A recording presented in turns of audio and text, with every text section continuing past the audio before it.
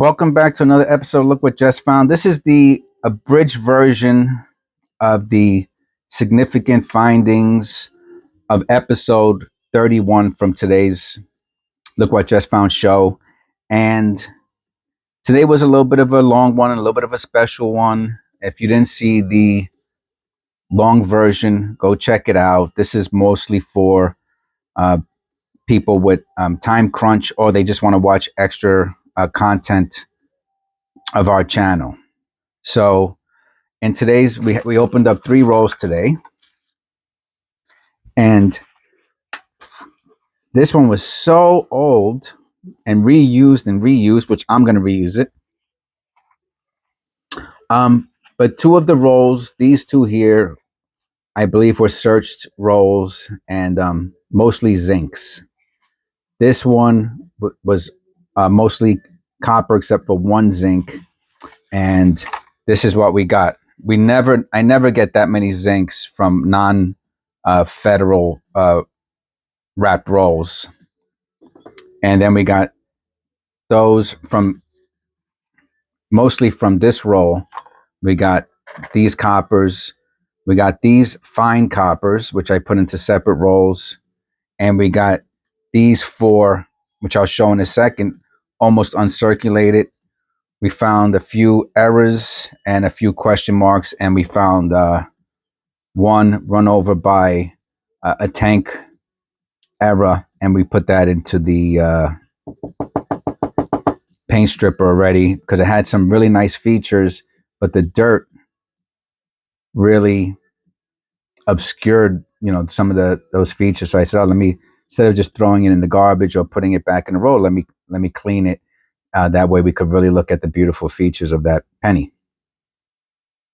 Also, I spoke quite a bit about this in the long version video, was that today the channel became a YouTube partner, and that's it. So once in a lifetime thing, right? I mean, unless I open up more channels or something like that, which is probably doubtful. But so for me, it's probably a once in a lifetime thing.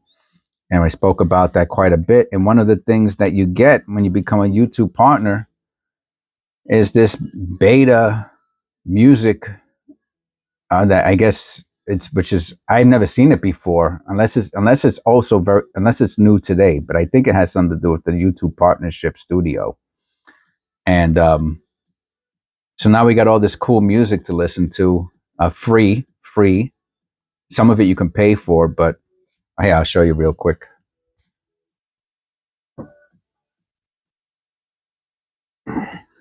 And usually all I had was like classical music to listen to all these months, and now I feel like I have the radio on without being demonetized or hit with a strike. So that's really cool. I'm really happy about that. So without further ado, we got the fines there, and we had these uncirculated, right? Almost uncirculated, excuse me. And these are really beautiful coppers, and they were from the other. And that's one way you can tell if a roll is not searched through. You find pennies like this, and it's probably, it's highly unlikely that it's searched through. Look at these beauties, huh? One of the subscribers taught me a new word today. I will share that with you. You probably already knew it, but I did not know. I kept calling the high parts, the head and the rim, the high parts, and I kept calling the surface low part, the low parts. And someone taught me today that was called the field. Funny thing is, I actually kind of this person taught me that word, and I haven't read a coin book in a while, but I used to read coin books much more when I was younger, and prior to probably going to college, to be honest with you. And since then, I have not, but it kind of triggered a memory, and that's called the field. Here was a very nice condition 68. I kind of like how the letters on the top are kind of smushed in with the rim.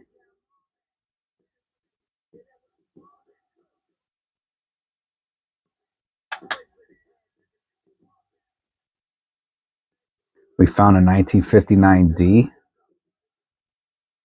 in fine condition. That was nice.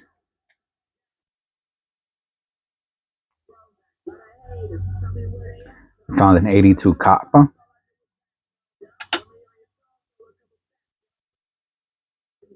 A 72 in very fine condition, nice misaligned die.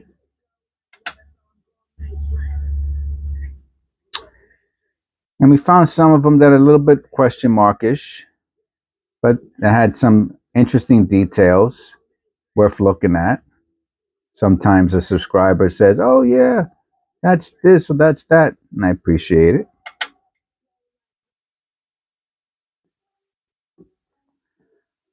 We have this one that I'm leaning towards strike through because the field does not have inconsistent random damage, has more very specific types of damage that are more consistent with the mint uh, damage, right? Like rocks don't move details around like butter. You know, I take a very strong machine, and if it was done in the street, you would see on the field, you would see all kinds of random scratches. Like the one that I didn't keep it here. Oh, do I have another one? Maybe I have another one here. No. I thought maybe I did. How about this one? No. I put it into the paint stripper, like I said. But that would have been a nice. Oh, I have an example here. I keep them on the desk, just in the event I find um, coins like that. So here's a nice example. So this is a parking lot error, right? And you see all the little random little points on the field, and it's on both sides. So this is, and that's what it looks like when something's run around on a parking lot. It's flipped over, cars are running over and stuff.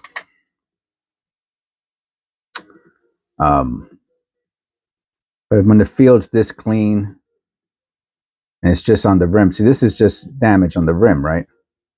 So this isn't from a parking lot or anything like that. This is one of the other errors we found, which is very rare on a zinc. Typically, they have very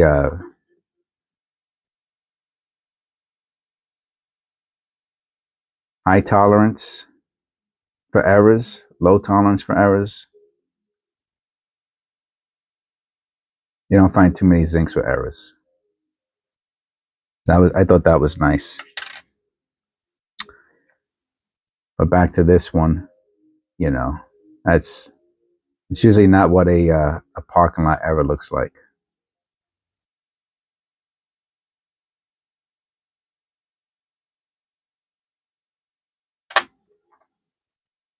That's what they look like. The little dings, random stuff, and you don't see letters moved around. It takes a force like a metal machine, like a die, to move letters around. You won't see that on a parking lot error. Okay, so that's all we have today. Thank you for coming to the show, and I'll see you on the next one. I'll make some shorts out of a couple of these. Okay, have a great day.